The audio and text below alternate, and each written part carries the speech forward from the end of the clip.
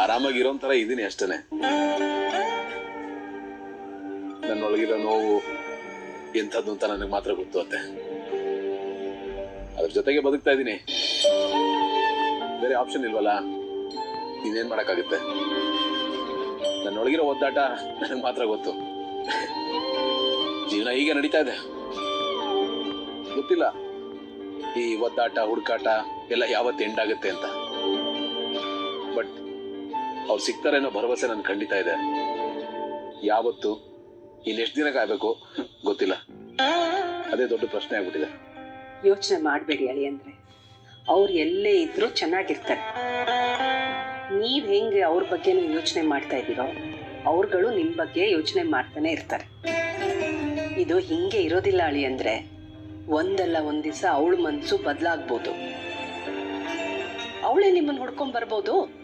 ಅದೇನಾದ್ರೂ ನಿಜ ಆಗಿದ್ರೆ ಇಷ್ಟೊತ್ತಾಗ್ಲೇ ಅವ್ರನ್ನ ನೋಡ್ಕೊಂಡು ಬರ್ಬೇಕಾಗಿತ್ತಲ್ವ ಅತ್ತೆ? ಹಾಗೇನು ಆಗ್ಲಿಲ್ವಲ್ಲ. ಅವ್ರಿಗೆ ನನ್ನ ಮೇಲಿರೋ ಕೋಪ ಇನ್ನೂ ಆರಿಲ್ಲ ಅಂತ ಕಾಣುತ್ತೆ. ಇಲ್ಲಿ ಬಿಡಿಯತ್ತೆ, ಕಾಯ್ತೀನಿ. ಅವ್ರನ್ನ ಹುಡುಕೋದೇ ನನ್ನ ಕೆಲಸ, ಅದೇ ಗುರಿ ಅಂತ ಬದುಕ್ತಾ ಇದ್ದೀನಿ. ನೋಡೋಣ, ನನ್ನ ಮಗ ಭೂಮಿಕಾ ಒಂದಲ್ಲ ಒಂದಿನ ಸಿಕ್ಕೇ ಸಿಗ್ತಾರೆ. ಗೊತ್ತಿಲ್ಲ ನನ್ನ ಹಣೆಯಲ್ಲಿ ಅದೇನು ಬರೆದಿದೆಯೋ ಅಂತ. ಅಳಿ ಅಂದ್ರೆ ದಯವಿಟ್ಟು ನನ್ನ ಕ್ಷಮಿಸಿ. ನಾನು ನಿಮ್ಮ ಹತ್ರ ಏನೂ ಹೇಳಕ್ಕಾಗ್ತಿಲ್ಲ.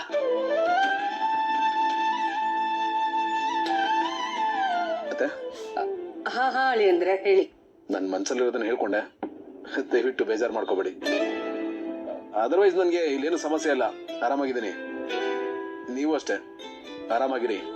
ನಾವೆಲ್ಲರೂ ಈ ನೋವು ಜೊತೆನೆ ಬದುಕಬೇಕು, ಇದನ್ನು ಒಪ್ಕೊಳ್ಳೇಬೇಕು.